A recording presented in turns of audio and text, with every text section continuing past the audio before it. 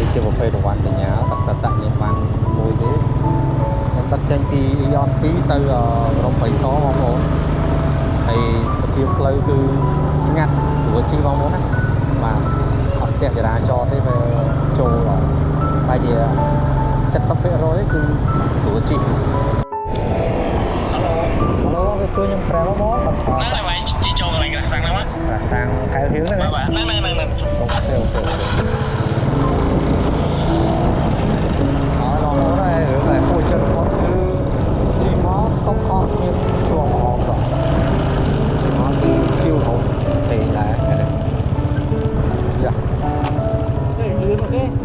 លឿនមកគេអត់គេដាក់គេធ្វើមែនខ្ញុំឃើញខ្ញុំដាក់មកទៅអូខ្ញុំបុកឃីងហ្នឹងហ៎បុកឃីងហ្នឹងមែនបងហ្នឹងហើយខ្ញុំអត់ដែរអត់ចេះដែរអត់ចេះដែរអស់17500បងអស់បាន17500បាទតែប៉ុណ្្នឹងឯណាហ្នឹងហើយប៉ុណ្្នឹងបងចាំតិចបាទបងបាទកន្លែងនេះគឺបងប្រុសគាត់បានដកលុយពីក្នុងកប៉ាល់គឺ25000ឲ្យខ្ញុំបាទគាត់ឃើញខ្ញុំដឹកឲ្យគាត់លឿនអញ្ចឹងណាបងប្អូន